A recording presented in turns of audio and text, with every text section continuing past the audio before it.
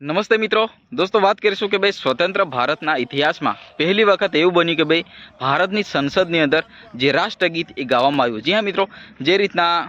મિત્રો તમે વિડીયોની અંદર જોઈ શકો છો કે ભાઈ સંસદની અંદર તમામ જે સાંસદો, દેશના તમામ જે મંત્રીઓ એમના દ્વારા જે રાષ્ટ્રગાન એ ગાવામાં આવ્યું। જી હા મિત્રો, એમ કહેવામાં આવે કે ભાઈ દેશમાં પહેલી વખત સ્વતંત્રતા ભારતની અંદર સંસદની અંદર આ રાષ્ટ્રગીત જે વંદે માતરમ ગીત આખા સંસદની અંદર ગુજ્યું અને ક્યાંક ને ક્યાંક ઇતિહાસના પાનામાં આ જે સ્વતંત્રતા ભારતના જે લોકો સપના જોઈ રહ્યા હતા એ અત્યારે સાકાર થઈ રહ્યા છે એવું લાગી રહ્યું છે। કારણ કે ભારતીય જનતા પાર્ટીના એમની સરકારમાં ક્યાંક ને ક્યાંક આ દેશની અંદર જે ઘણા જે વિકસિત કામો થયા છે અને ક્યાંક ને ક્યાંક આ ભારતીય જનતા પાર્ટી એમના થ્રુ ભારત દેશના તમામ જે નાગરિકો ખુશ છે। કારણ કે દેશને આગળ લઈ જવામાં દેશના માનનીય વડાપ્રધાન શ્રી નરેન્દ્રભાઈ મોદી